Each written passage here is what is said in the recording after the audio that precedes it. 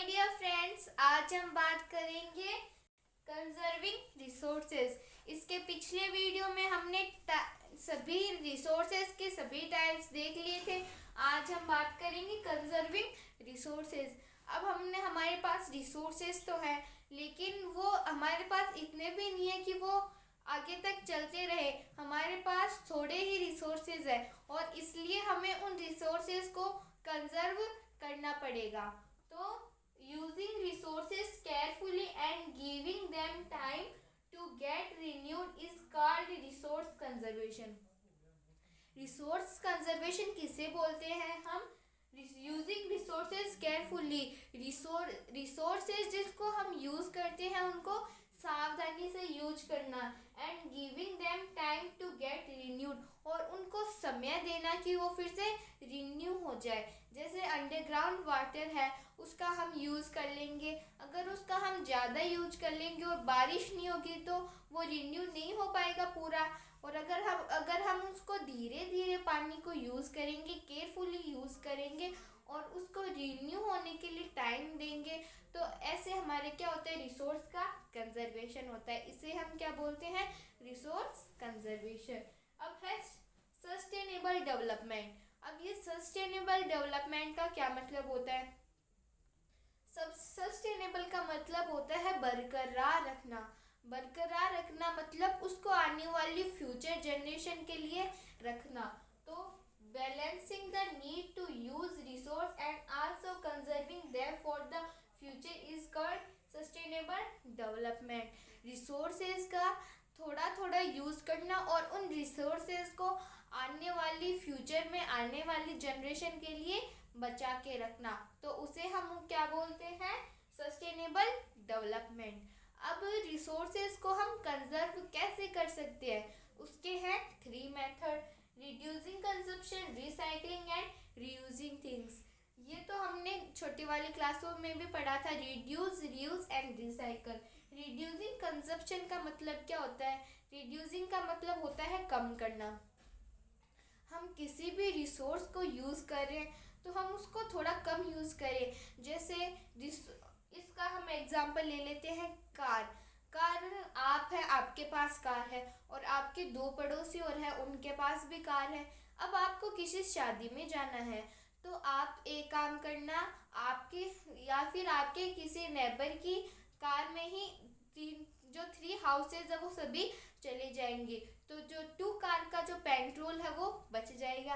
सिर्फ और सिर्फ एक कार का ही पेट्रोल वेस्ट होगा। तो हुआ ना, ऐसे क्या हुआ, रिसोर्स को हमने कंजर्व किया। इसमें किस मेथड से? Reducing consumption. फिर है रिसाइकलिंग। रिसाइकलिंग में क्या होता है? जैसे कोई प्लास्टिक होती है, अगर उस प्लास्टिक का हम यूज़ में नहीं करते तो हम उसको प्लास्टिक वाले को बेच देते हैं और वो जो प्लास्टिक है वो इंडस्ट्रीज में जाके उसका कोई नई यूजेबल थिंग्स बन जाती है। तो इस मेथड को क्या बोलते हैं? रिसाइकलिंग। जिस मेथड को हम यूज़ करके वापस उसको वापस यूज करने के लिए हम उसको इंडस्ट्री में बेच देते हैं, तो उसे हम क्या बोलते हैं? रिसाइकलिंग। फिर है रीयूजिंग थिंग्स। अब आप बाजार में सब्जी लेने जाएंगे तो आपको क्या करेंगे? हम एक क्लॉथ का बैग ले लेंगे, तो हम हमेशा उसी क्लॉथ के बैग को रीयूज़ करते जाएंगे। हमें प्लास्टिक की पॉलीथीन को यूज़ नहीं करेंगे। तो इससे क्या होता है? रिसोर्सेज का कंजर्वेशन। अब हम आगे बात करते हैं। अब है some principle of sustainable development. Sustainable develop मतलब ऐसे रिसोर्स जिनको हम आने वाली फ्यूचर के लिए बचा के रखते हैं, उसे हम क्या बोलते हैं? Sustainable development. अब सस्टेनेबल डेवलपमेंट के क्या है? कुछ प्रिंसिपल्स है, तो हम उनको डिस्कस करते हैं। फर्स्ट है respect and care all forms of life. अब है जैसे प्लांट है तो हम क्या करेंगे? उनकी रिस्पेक्ट करेंगे, अच्छे से उनको अच्छा स्वच्छ पानी देंगे, अच्छी खाद देंगे, तो हम उसकी अच्छे से केयर करेंगे। हमें अपनी ज़िंदगी का ही ख्याल नहीं रखना, अर्थ में जितनी भी लाइफ है हमें उन सब का ध्यान रखना है। फिर improve the quality of life. जैसे अगर हम प्लांट पेड़ पौधों की अच्छे से देखभाल करेंगे तो फिर वो हमारे पर्यावरण को क्या बनाएंगे, शुद्ध बनाएंगे, और इससे हमारी हेल्थ भी क्या रहेगी, अच्छी रहेगी। तो हमारी हेल्थ पे भी तो इम्प्रूव होगी ना हमारी हेल्थ। तो ऐसे एक पंथ दो काज। फिर conserve the earth vitality and diversity. हमें क्या करना है, कंजर्व करना है, मतलब बचाना है किसको, depletion of earth vitality and diversity. Earth में जितनी भी डाइवर्सिटी है, जितने भी जानवर, पेड़ पौधे, पक्षी, उन सभी को हमें बचाना है। फिर minimise the depletion of natural resources. हमें जो नेचुरल रिसोर्सेज है, जो हमें प्रकृति से मिलते हैं, हमें उनका कम से कम यूज़ करना है। फिर change personal attitude and practices towards the environment. हमें चेंज करना है personal attitudes and practices towards the environment. इसमें क्या है, टू नेम आए हैं, एक तो है एटीट्यूड, दूसरा है प्रैक्टिस। अब ये एटीट्यूड का मतलब क्या होता है, एटीट्यूड का मतलब ये होता है कि जैसे कोई आदमी बोलता है कि मेरे अकेले के पानी बचाने से क्या होगा, सभी लोग तो खर्च कर रहे हैं तो मेरे अकेले के पानी बचाने से क्या होगा। अरे जैसे हम एक जगह है, उसमें अगर एक व्यक्ति रहेगा तो उसको देख देख के ही तो और व्यक्ति भी उसकी जगह पर आएंगे। ऐसे ही तो एक सोसाइटी बनती है।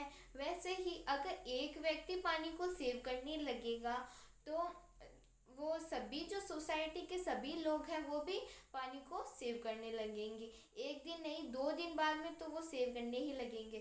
कई कई को उनकी आदत को देखने के बाद उनको वापस जैसे कोई व्यक्ति है, वो पानी बचा रहा है, उसको देख के उसका पड़ोसी भी पानी बचाएगा, उसको देख के उसका पड़ोसी भी पानी बचाएगा। वैसे पानी का बहुत सारा सेव हो जाएगा। फिर है प्रैक्टिस। अब प्रैक्टिस का मतलब क्या होता है, हम किसी दुकान में सब्जी लेने जाते हैं और हमें सब्जी रोज चाहिए होती है। हम भैया को बोल देते हैं कि भैया हमें 1 किलो आलू दे दो, तो वह हमें आलू तो दे देगा लेकिन साथ में एक पॉलीथीन भी देगा प्लास्टिक की। तो हम सोचेंगे कि नहीं, एक पॉलीथीन से क्या होता है, कल नहीं लेंगे। और फिर कल हम वापस से कपड़े का बैग लाना भूल जाते हैं, तो फिर कल वापस बोल देते हैं कि हमें पॉलीथीन दे दो। ऐसे अगर हम 365 डेज में 365 पॉलीथीन लेंगे और उनका वो हमारे कुछ किसी काम की तो है नहीं, तो हम उनको फेंक देंगे, तो पोल्यूशन कितना बढ़ेगा। इससे हमें ऐसा नहीं करना चाहिए।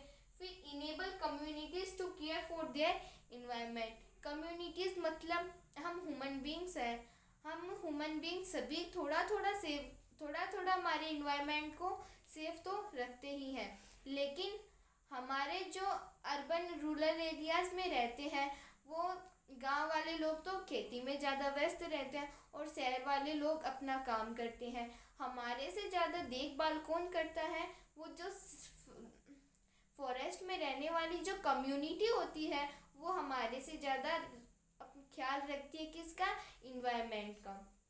तो उन कम्युनिटीज़ के लिए गवर्नमेंट को सभी फैसिलिटीज़ देनी चाहिए। और उन कम्युनिटीज़ के अलावा जितने भी सोसाइटी में लोग रहते हैं, उनका भी ये हक होता है कि वो भी अपने इन्वायरमेंट को बचाए। तो ये था हमारा जियोग्राफी का फर्स्ट चैप्टर। मिलते हैं अगले वीडियो में। Thank you, take care, bye.